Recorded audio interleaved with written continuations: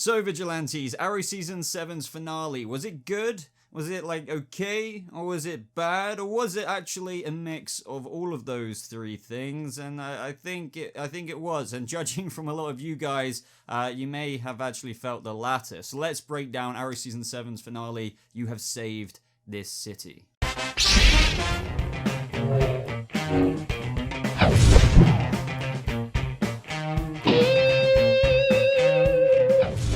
What is up, everybody? Welcome to my Arrow Season 7 finale breakdown and review. So that finale, I really didn't know how to feel about it all the way throughout. To be honest with you, for the first half of it, I was just like, for a finale, this feels very average. And and don't get me wrong, it was okay, but there were quite a lot of issues with this. I've just got so many thoughts to go over in this video with Emiko, with that ending, with a whole bunch of things. So obviously, guys, subscribe for more Arrow videos just like this, especially going into Season 8, because there's a bunch to talk about with where this could all be going. So make sure you keep an eye out for the channel for all of that. So I'm going to have to actually just dive straight into this review today, guys. So go ahead and like this video if you do go on to enjoy it. And yeah, get ready to give me your thoughts in the comments down below after hearing mine, because yeah, I still don't know how to feel about this right now. So the beginning of the episode started off with Team Arrow on the top of the roof, literally straight off after last episode, because the SCPD thought that Team Arrow were essentially the guys who massacred everyone in the SCPD. So that jump they did off the roof, I loved that. We got a couple of visual effects shots in this episode, which was just so awesome. Seeing the whole of Team Arrow just use their grapple hooks, that was really comic booky. Now at this point in the episode, Curtis and Laurel arrived with essentially no explanation, just like backup. And this is when we had Team Arrow trying to evacuate people, and this is just literally when Bronze Tiger showed up as well and knocked that citizen out. And this is just right from the get-go, it felt really rushed. And at the same time, you know, when you only have like a 42-minute episode, you know, just excluding ads for a second here, there is only so much stuff you can allow for time. So I completely understand, oh, let's go get Laurel and use the interdimensional breach opener thingy to get her, or something like that. I get why we couldn't see that, but nevertheless, it still felt rushed. And at this point in the episode as well, I also thought, man, I really don't see how Emiko is going to be redeemed, because when those drones went off and that citizen got killed by the drone, it looked like something out of Indiana Jones. And you know, when the Ark sent out the beams and melted all the faces of a word that I can't say because of demonetization, that poor lady's face literally looked like, you know, she just melted. So I just thought either way, like, no matter what, no matter how this goes down in the episode, I don't see how she can be redeemed after everything she's done. So, of course, from what we gathered from the trailer, they all headed to Palmatech, because that is where Emiko wanted, well, that was one of the targets, and it makes sense as well because it was known formerly as Queen Consolidated, and Emiko is all about destroying the Queen legacy. It was really cool action, seeing Diggle, Bronze Tiger, Roy. We even saw, you know, obviously Laurel use a canary cry. Also, when that police officer who was in the SCPD, I think Bingsley was his name, it said that on the subtitles anyway, he told the SCPD, or, you know, Pollard, that the Vigilantes were heroes. So this also confused me as well, because by the end of this episode, I assumed everyone would view, and especially from the end of last episode, I thought that was the setup. I thought that from this moment on into the future, the heroes, or vigilantes, should I say, would be viewed as criminals, and, you know, the whole deputized thing, all of that going completely down the drain, and it would set up the future Star City we saw, or at least the very beginnings of it.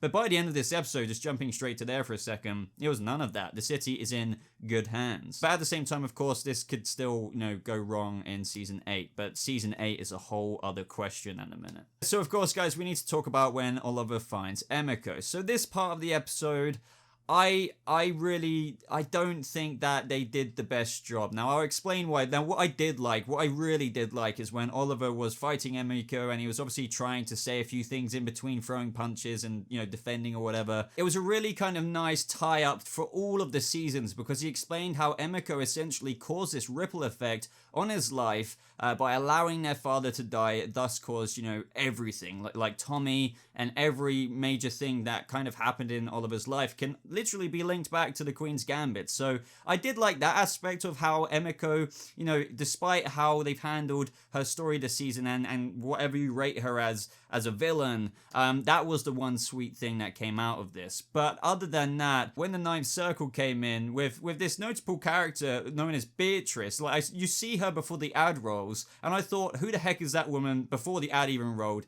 And then we got lines from her. She sends a knife into Emiko's gut, and I knew she was done and dusted there and then. But who the hell is Beatrice? I'm trying to understand this. Like, is it bad, or is it okay, or is it acceptable to introduce a character who's never been introduced before to kill off the main villain because she's a part of the Ninth Circle? It's like, it's okay, but like, I don't know, man. It just makes you think that this whole Emiko storyline, like the way they handled it in this last episode as well, like not even including criticisms of how she has been throughout the season. I really dig see Smoak's acting and everything like that, but this was just very kind of naff. This is where we had Oliver and Emiko versus the Ninth Circle. So this just makes me beg the question: is this really good? Is it actually good? And to be honest, guys, not really, because, you know, all of a sudden Emiko's unrelenting anger has just suddenly disappeared just because Oliver's defending her from her own group. Like, I know before that, like, he handed her the knife and she could have just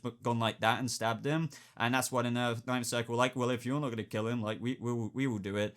But, you know, the whole thing with her has been complete unrelenting anger, everything like that.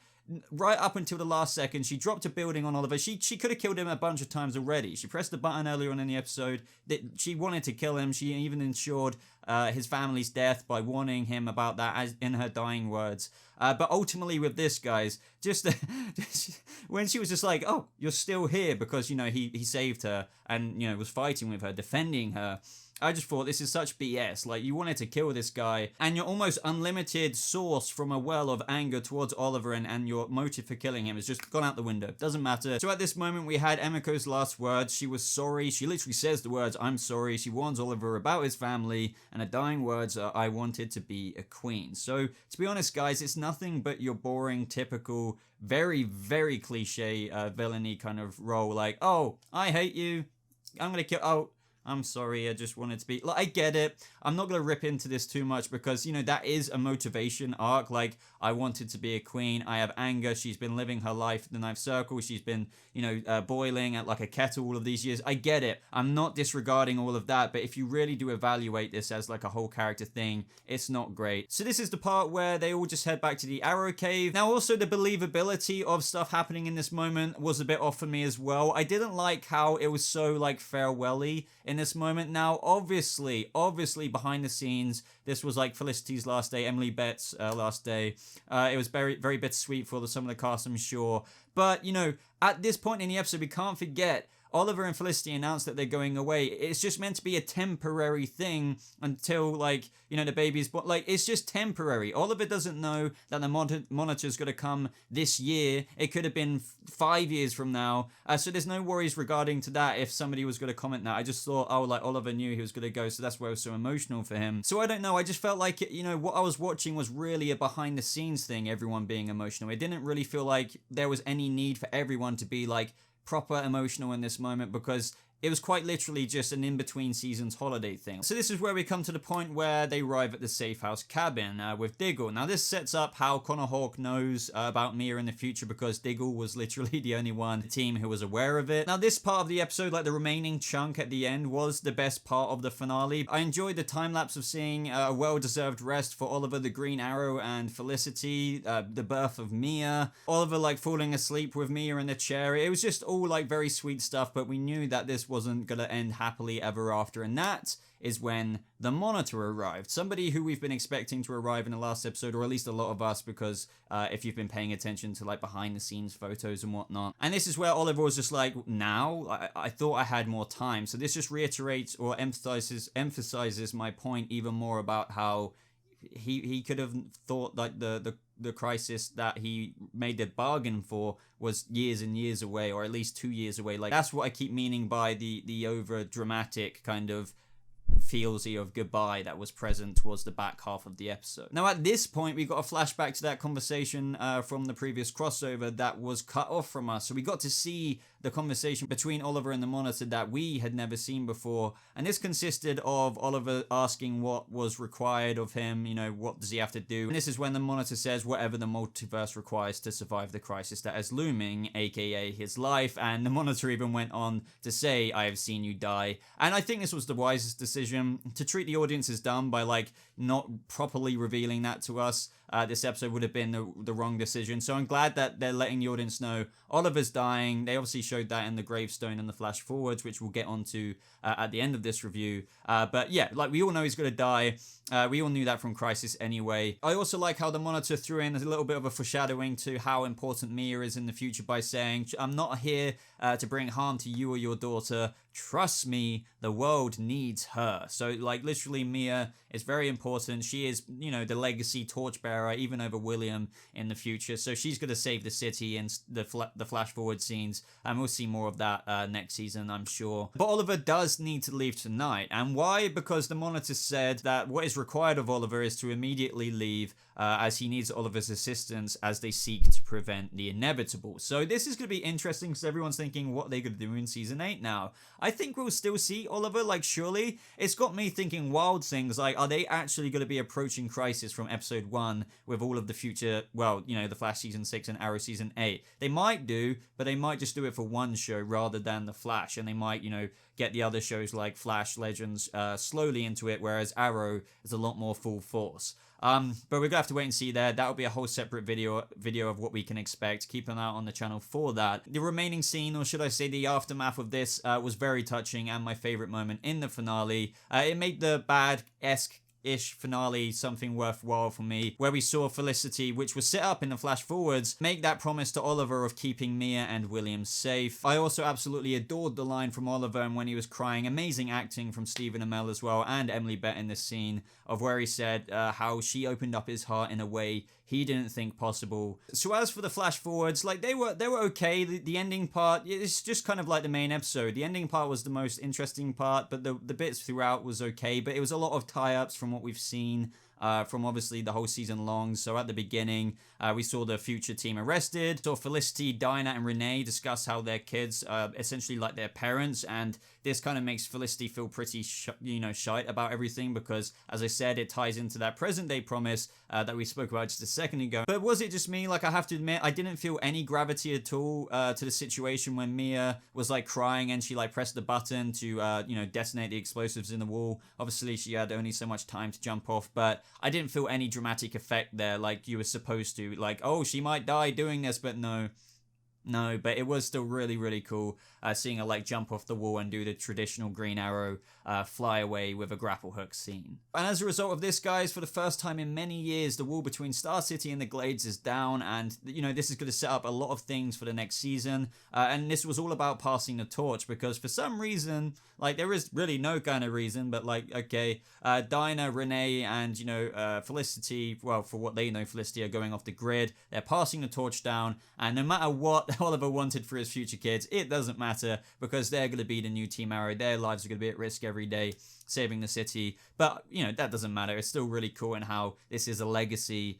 It kind of ties up exactly what Diggle was saying in the Arrow Cave to Felicity earlier. So this is where we got that scene with the gravestone with Oliver and Mia and Felicity, and she's like, I'm going to go on a journey of my own. I'm not going to discuss Oliver's gravestone much because it's like everyone knew that he was kind of dead. And this is where Felicity meets the Monitor. And honestly, I'm not making this up to you guys. When she said, like, I'm going to go on a journey of my own, I knew it was to see Oliver, but I knew he was dead. But I didn't know exactly how they were going to do it. But I was wondering, like, okay, so since they're not killing Barry Allen, would they still keep Oliver Queen alive in his own Speed Force-esque thing? Like, I'm not saying it was the Speed Force or anything like that. I'm just saying, obviously in Crisis, Barry Allen didn't really die. He was just trapped in the Speed Force. So I was wondering if in, all of this, when Felicity went through that portal and the Monitor was like, this is a place where you can't return from, period. Like, if you go through here, you can be with Oliver, but you can't return. I thought that ultimately it must be like a flip side, reverse mirror section, if you will, of what they did to Barry in the comics. And Oliver is still alive, but he's in some kind of dimension-y, realm-y, quantum-y kind of existence-y thing, which isn't the Speed Force, because that's where Barry was, but his own kind of thing that Arrow, or should I say the CW, Arrowverse, have made up. So he's been there. So I thought this was quite nice. Like, it's not confirmed. It really isn't confirmed. But I would look at it, the way I'm interpreting this is that it's like the reverse situation of what they did to Barry Allen in the comics when he died, saving the whole, thing. He was trapped in the Speed Force. Oliver Queen has his own kind of thing. That's got to be the way they must be approaching this, because how else would Felicity enter that breach portal to go see her husband? It must be something like that. This finale, guys, as I said, it was so average throughout it. They completely kind of didn't do so great with the Emiko thing. But either way, at least in the back half of this episode, it was very... Even though, as I said, I didn't like the whole farewell-y stuff because it didn't make sense, it was still very bittersweet with the cabin stuff and whatnot. But, I would love to know what you think.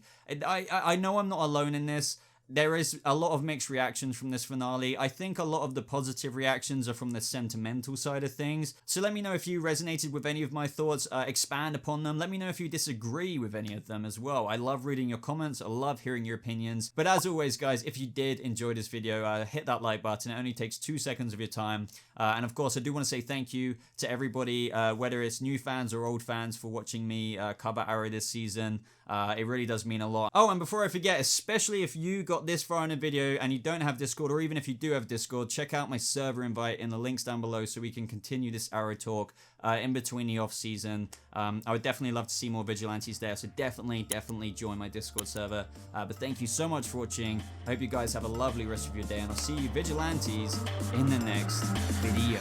Goodbye.